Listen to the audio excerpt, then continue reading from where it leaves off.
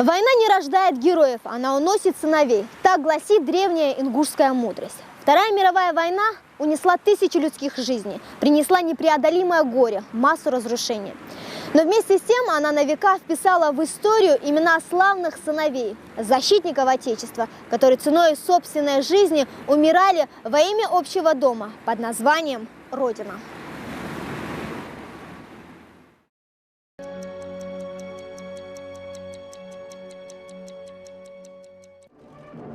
Первые бомбы и первые кадры немецкой хроники.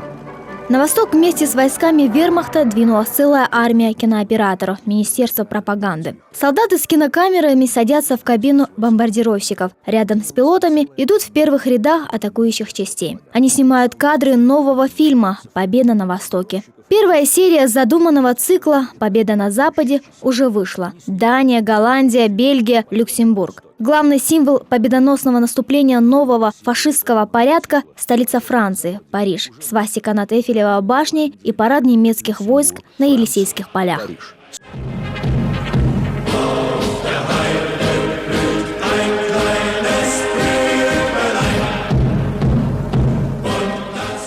Пожалуй, зомбированному арийской пропагандой немецкому народу по большей части по вкусу такие кадры. 21 июня теплым вечером в Бресте многолюдно. Кому посчастливилось достать билет, спешили попасть на концерт московских артистов. В самой же крепости на танцплощадках звучала музыка, в кинотеатрах крутили фильм. Можно не спешить домой и в воскресенье выспаться.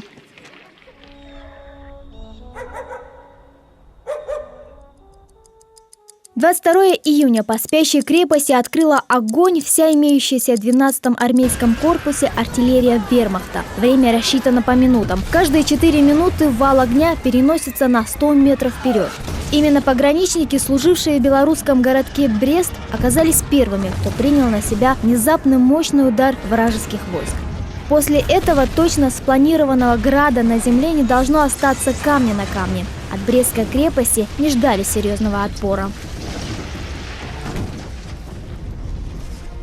Эту крепость на западе Российской империи заложили еще в 1833 году в месте слияния двух рек Муховец и Западный Буг на острове. Центр всего укрепления стали цитадель, многоугольную центральную казарму с толщиной стен с внешней стороны, оснащенной амбразурами и бойницами около 2 метров, а с внутренней стороны около 1,5 метра. В казематах цитадели мог поместиться гарнизон около 12 тысяч человек с соответствующим запасом продовольствия и вооружения.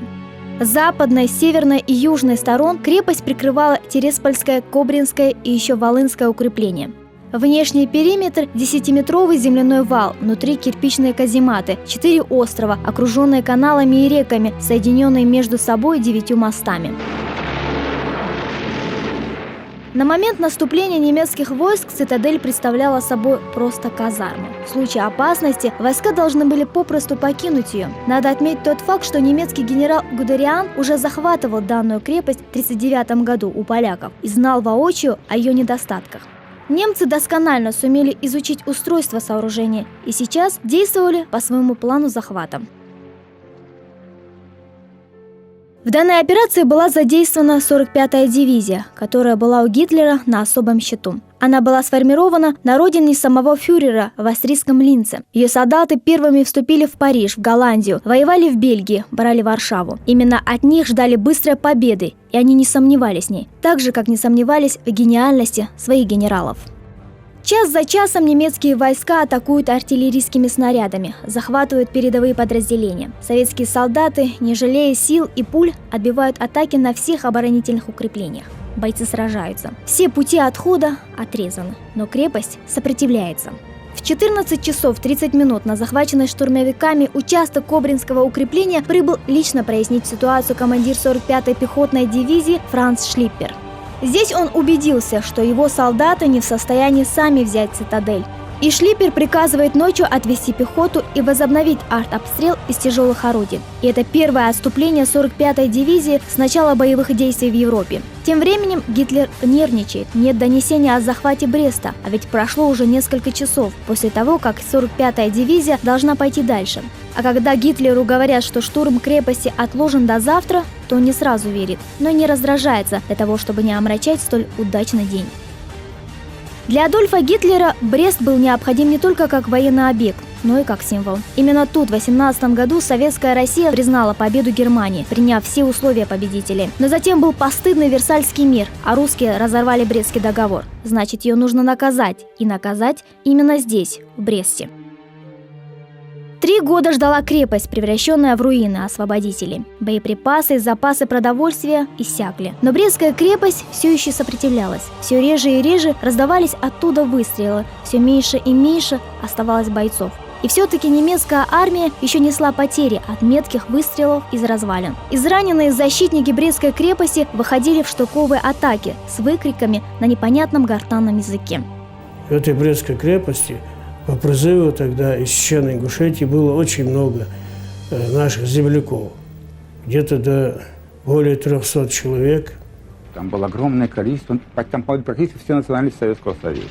Украинцы, белорусы, русские, евреи, немцы Поволжья, татары, чеченцы, ингуши, молдаване. Кого только там не было. И вот все они, и не признавая никаких команд, ничего на свете, они вдруг почувствовали прилив нормального, старой русской нравственности. Врагу не сдаются. Не сдаются врагу. Не потому, что это святая советская земля, родина, столица, да ничего подобного, потому что это моя земля.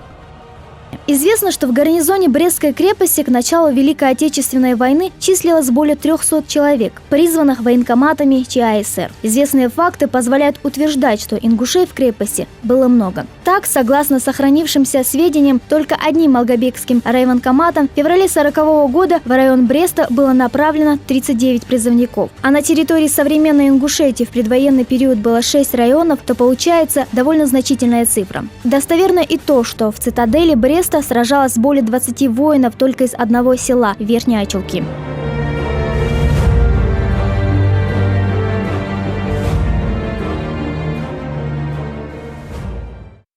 28 июля 1944 года над Бугом установилась тишина фронтового тыла. По одному виду этих страшных руин можно было бы судить о силе и жестокости происходивших здесь боев. Эти груды развалин были полны сурового величия, словно на них до сих пор жил несломленный дух павших борцов 1941 года.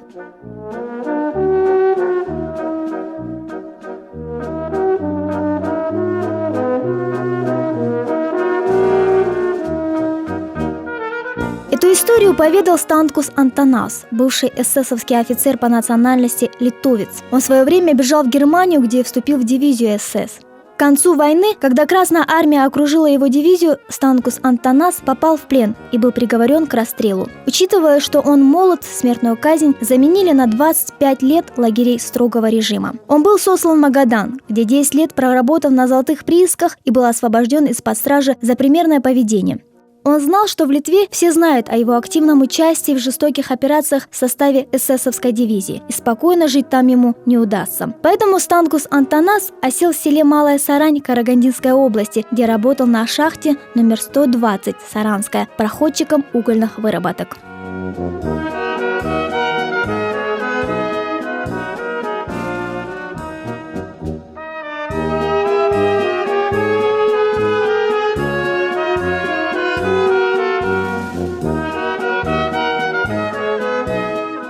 Из воспоминаний Станкуса Антанаса. И вот настало время, когда силы защитников Брестской крепости иссякли, атаки прекратились. Стало понятно, что с Брестской крепостью уже покончено, рассказывает Станкус Антанас. Мы шаг за шагом обследовали все подвалы крепости и везде находили только трупы. Эсэсовская дивизия готовилась двинуться за наступающими вглубь СССР немецкими частями. Генерал поздравил всех взятием Брестской крепости и стал вручать награды. И в это самое время из подземных казематов крепости вышел высокий, подтянутый офицер Красной армии. Он ослеп от ранения и шел с вытянутой левой рукой. Правая его рука лежала на кобуре. Он был в рваной форме, но шел с гордо поднятой головой, двигаясь вдоль плаца. Дивизия стояла, застыв. Видавший виды генерал вдруг четко отдал честь этому последнему защитнику Брестской крепости. За ними отдали честь все офицеры дивизии. А он, качаясь, медленно шел сквозь строй врагов, отдавших ему сейчас высшие воинские почести. Но он не видел этих почестей, а если бы и видел, ему было бы уже все равно. Он был выше всех мысленных почестей, выше славы, выше жизни, выше смерти. Дойдя до воронки от снаряда, он повернулся лицом к западу, вынул из кобуры пистолет и выстрелил себе в висок. Он упал лицом к Германии. Вздох прошелся по плацу. Мы стояли пораженные увиденным, потрясенным мужеством этого человека. Он упал на спину, широко раскинув руки, подставил солнцу невидящие, широко открытые глаза. Когда проверили документы, рассказывал дальше Станкус Антонаус, узнали, что он уроженец ЧАСР, старший лейтенант пограничных войск. Фамилию его я запомнил точно – Барханоев. Нам приказали похоронить его со всеми подобающими воинскими почестями. Он был погребен под оружейный салют. Не зная, кто он по вероисповеданию, мы поставили на его могиле столбик. Однако легенда длительное время оставалась легендой. Ее сюжет лег в основу романа Бориса Васильева, в списках не значился.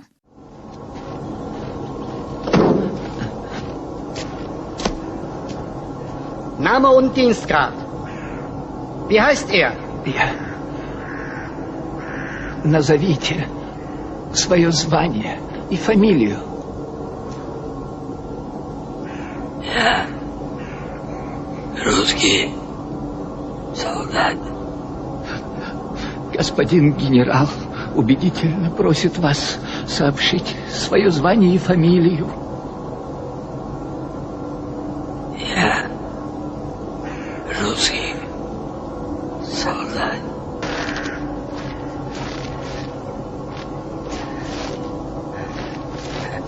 Achtung! Stillstand!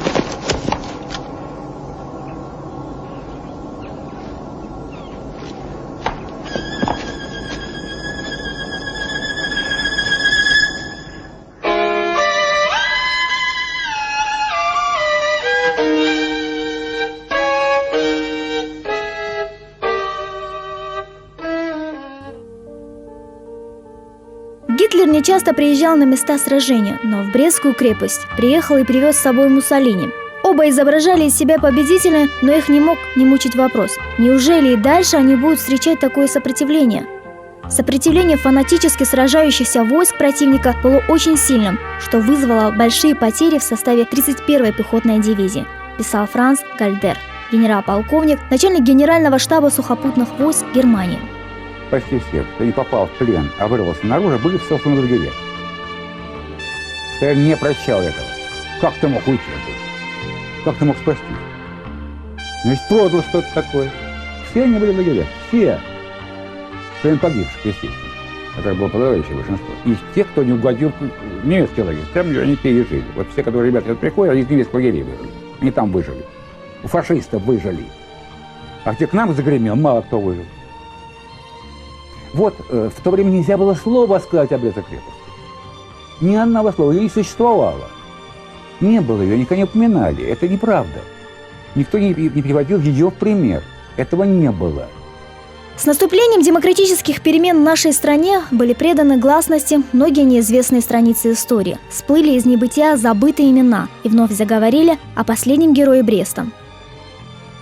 Казахстан. Именно здесь эсэсовский офицер расскажет про этот подвиг спустя годы после окончания войны и каторги своему знакомому другу ингушу Дудару Мириеву, депортированному сюда по гнусному обвинению вместе со своим народом. И когда уже нас освободили из ссылки, он приехал в Нестеровку, где он жил до выселения. И после оттуда он отправился в Слепцовскую, где рассказал корреспонденту газеты Любе Тумгоевой об этом случае, который ему рассказал Антонаус. И далее Люба не побоялась, документов нет, подтверждений там таких нет. И он рассказал ей, и она напечатала в газете. И спасибо ей за смелость, спасибо за то, что она так напечатала. Дань памяти ингушским воинам, их великому подвигу отдает Борис Шадыжев своей повестью «Шагнувший в бессмертие». А посвятил он ее последнему защитнику Брестской крепости Уматгирею Артмеевичу Барханоеву. Как говорится, не знаешь, откуда приходит как бы подтверждение. Вот у меня товарищ есть, татарин, Гизатуллин Рафик. Он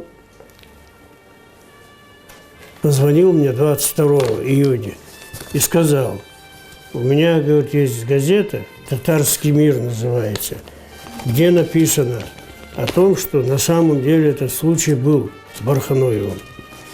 Этот случай он рассказал мне по телефону, а сам сказал: завтра высылаю тебе газеты. Он пачку газет выслал, другие, а вот самое интересное, вот это вот листок, где вот здесь вот в конце написано о том, как он это знал. Интересен и факт, связанный с взятием крепости. Эту историю я адресую сомневающимся в героизме ингушей и чеченцев при защите Бреста. Статья, о которой пойдет ниже речь, много лет назад была напечатана в Германии одним из генералов, штурмовавших Брестскую крепость. После долгих месяцев осады и громадных потерь этот генерал все-таки вошел в крепость, лежавшую в руинах. По случаю взятия неприступной цитадели, чтобы поднять подорванный боевой дух своих солдат, устроили торжественное вручение наград на поспешно убранном плацу. Во время церемонии награждения высшими крестами за доблесть генерал вдруг увидел, как выстроившиеся на плацу солдаты и офицеры с тревогой смотрят куда-то в сторону. Последние 2 месяца защитники крепости отстреливались из подвалов. Застава к моменту взятия оказалась разбомблена с воздуха и земли до основания. Вот из этих-то подвалов к ним шел, пытаясь чеканить шаг, русский офицер с пистолетом в руке. Стало понятно, что он слепой. Несколько немецких солдат бросились к нему, но их остановил окрик старого генерала. Оборванный, совершенно седой офицер, а ему-то было где-то 21 год, старший лейтенант, судя по ромбам, шел на плац. Вот этот момент и сняли немецкие военные корреспонденты, и снимок стал известен во многих странах. В перестройку увидели его и мы. Офицер, ступив на плац, развернулся лицом к генералу, наверное, вспомнил, откуда раздался властный окрик. Вдруг он остановился, четко отдал честь, словно рапортовал Сталину, и тут же выстрелил себе в висок. Подбежавшие офицеры подняли пистолет, достали из кармана гимнастерки документы и передали их генералу. Прежде чем продолжить награждение, генерал вслух зачитал труднопроизносимую фамилию ингушского офицера Уматгирей Барханоев и отдал должное его геройству. А документы и пистолет, как редчайший военный трофей, оставил себе.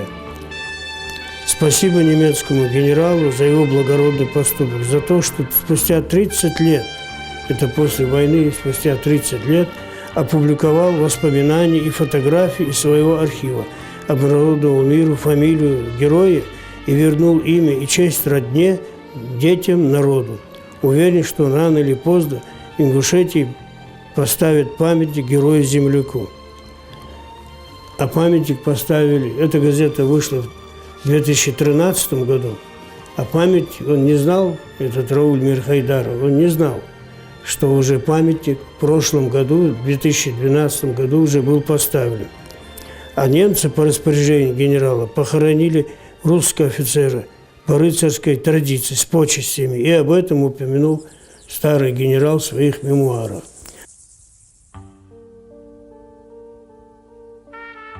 Теперь ингушские школьники, точно так же, как их сверстники во всей России, пишут на уроках сочинения о старшем лейтенанте Барханоеве и о своих прадедах-фронтовиках, с чистой душой гордятся их подвигом. Мальчишки знают, должен и правнук героем стать, если уж прадед – герой и защитил свою родину. Почти в каждой ингушской семье есть свои герои, свои солдаты, которые воевали за семью, за светлое будущее России. Наш доблестный герой и воин, достойный сын своего народа Уматгирей, оставил яркий след в истории ингушей и славную память, которую хранят сегодня в его родной республике Ингушетия. Ингушское селение Яндари с численностью населения около 10 тысяч человек, основанное 186 лет назад. Оно известно своими художниками, живописцами, музыкантами, пчеловодами и своими защитниками Отечества. Здесь родился и вырос герой Брестской крепости Умадгирей Барханоев. Отсюда он отправился на фронт. Гашмох Артмеевна сегодня живет в селении Плиево. Это родная сестра Умадгирея Барханоева. Бабушка Гашмох, единственному ныне живущему члену семьи бессмертного героя, исполнилось 100 лет. Она помнит буквально все, что связано с ее братом, несмотря на свой преклонный возраст. Едва заходит разговор о брате, она словно возвращается во вчерашний день, всегда с особой любовью и теплотой вспоминает о нем.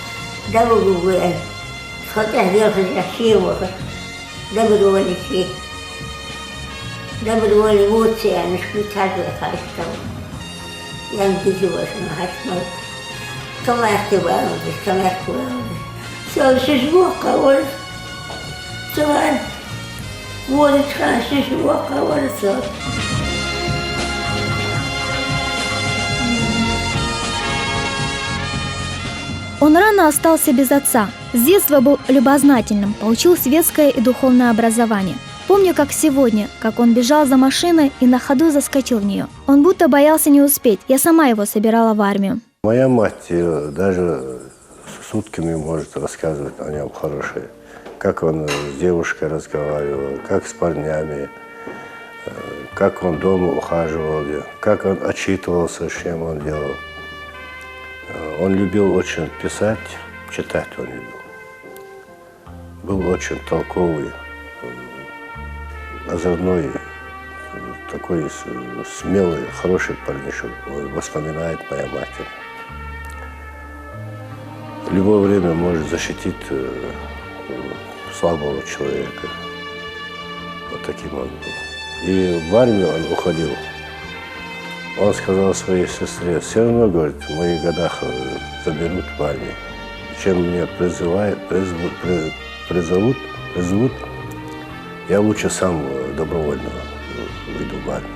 После армии я, говорит, научусь, как дальше мне быть. Приеду, буду работать, я тебе буду помогать своей матери, сестре, говорю. Ничем не будете нуждаться. И прочее. Он радовал своей матери, свою сестру. В перерывах между службой Умадгирей писал письма своим родным. И родные каждый раз с нетерпением и замиранием сердца ждали писем, новостей от сына. Поначалу он часто писал своим родным о том, что все хорошо, служба идет на отлично. Когда в армию ушел, много писем были у него с татарами. С татарами было. Татары, вот так она говорит, татары были. Ну, неужели там пишет, написали ему письмо из своих ребят, которые вместе с ними уходили. Но они по разным сторонам разъехались. Вот он присылал фотокарточки, 3-4 фотокарточки он прислал. Единственная фотокарточка сохранилась, которая у сестры находилась. Остальные, когда их выслали, все осталось на месте. Ну, видимо, растерялись или как. А моя мать эта карточка хранила с собой. Вот так и сохранилась эта фотокарточка. Если эта фотокарточка не была бы, ее личность нельзя было восстановить. Считался он всегда без вести пропавший. Не умер, а без вести пропавший. И тогда мне сестра говорит, моя мать рассказывает, его же сестра, неужели он попал в плен? Вот такие разговоры велись, что о нем ничего нету. А мать его говорила, никогда он в плен не попадет. Он не сдастся. До того сильный парень был. С этой фотографией Гашмох не расстается и сегодня. Уматгирею Барханоеву было всего лишь 21 год. На него, молодого офицера, не набравшего еще ни военного, ни жизненного опыта, легло бремя ответственности за принимаемые решения, за своих подчиненных, за оборону рубежей Родины от захватчиков. Оказавшись в такой невыносимо тяжелой, безысходной ситуации, он вышел из нее с честью. У любого, кто сейчас мысленно представляет себе это, наверное, сжимается сердце от боли и сочувствия к этому мужественному ингушскому парню. Что же чувствовал он, оказавшись в этом горящем аду, в таком безвыходном положении? Автор повести, шагнувший в бессмертие, Борис Шадыжев, описывает эти последние мгновения жизни. Ясно то, что до последней минуты своей короткой жизни Уматгирей думал о том, чтобы не уронить честь и достоинство мужчины, ингуша. Это было выше инстинкта выживания, желание существовать на этом свете, а ведь он только начал жить.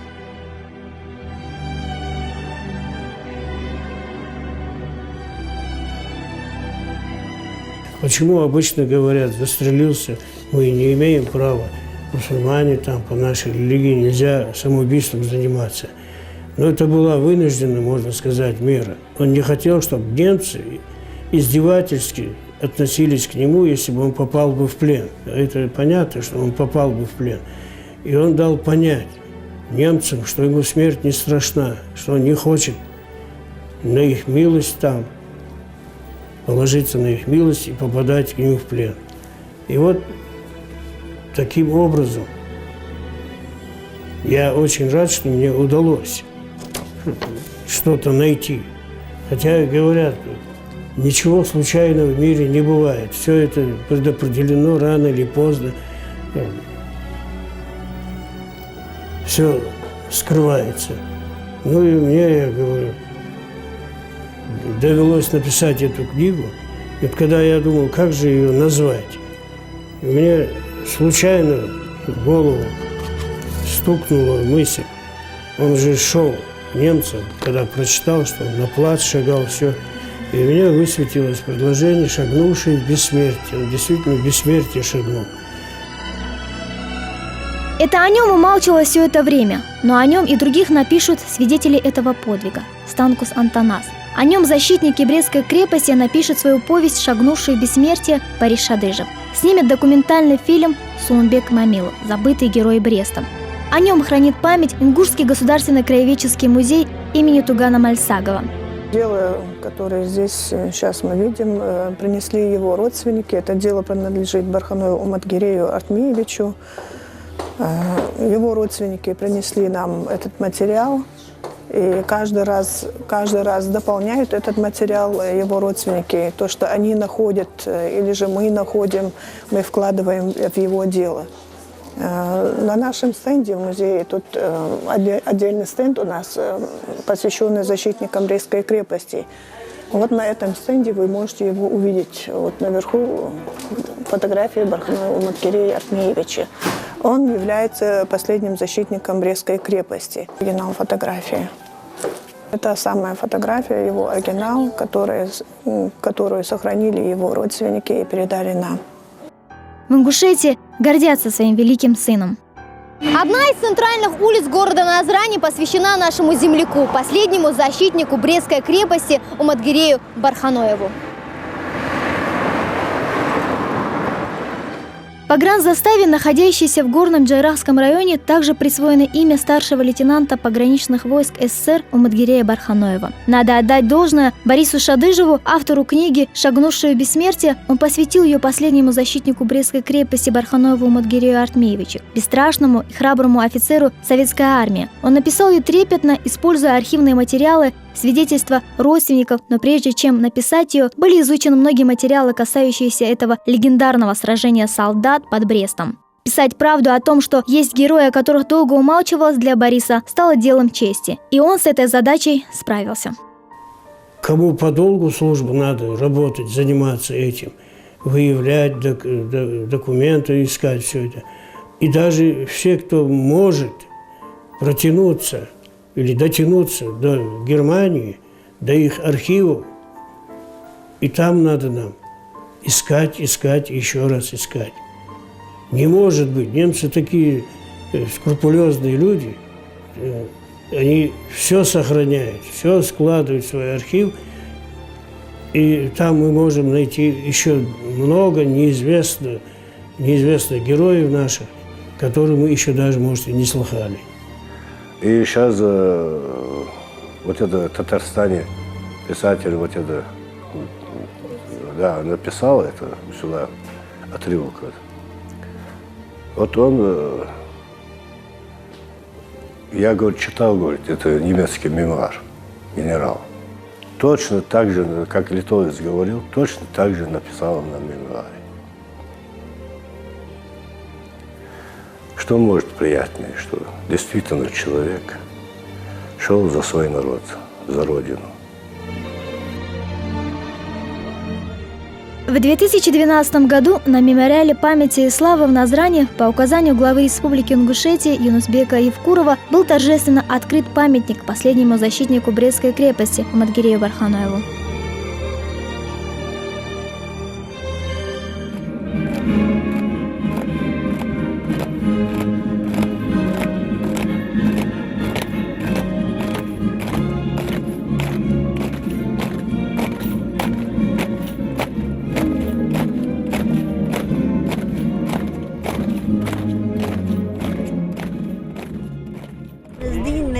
Молхозом хет, сочуар харрату яни ханчуаз шлуар шалар дагвар рахан. Дагвар садал дагди хари ярвади яри. Что века мы волк десе гой мусту гласдес. Схалиери. Стахдин мен цевич молхозом хет шалас. Сансхави нах аз дагвалш.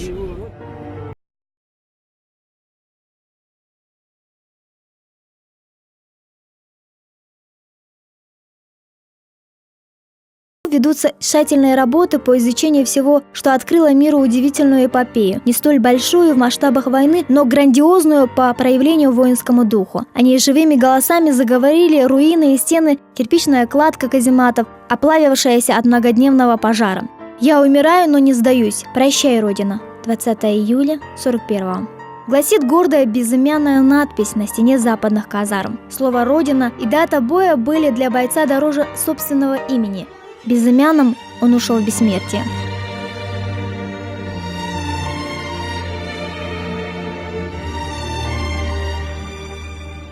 Понятия «Брест» и «Родина» стали для них нераздельны. Здесь, в крепости, солдаты более чем 30 национальностей насмерть стояли за единственную родину. Оборона Брестской крепости стала символом мужества и самопожертвования советских солдат в первый, самый трагический период войны. Важно, чтобы этот подвиг никогда, не только его, но и подвиг всех тех, кто отдал жизнь за нашу Родину, не был канут в лету, чтобы всегда помнили и чтили этих героев. Он еще живой. Кто любит свою Родину, кто любит Россию, если правду сказать, это большая находка. Они должны пример брать с человека. Надо всегда уважать свою Родину. Жизнь живет, каждый человек себе живет. А Родину надо защищать. Мужественные сыны ингушского народа во все времена отличались ратным служением отчизне. С честью сражались за высокие идеалы, гордо и с достоинством пали смертью храбрых на поле брани. Это только один подвиг одного ингуша в одной войне, о котором стало известно. А сколько безымянных героев ждут своего открытия? Наш долг – сделать все возможное, чтобы вернуть из небытия доблестных защитников Отечества и учить на примерах подрастающее поколение.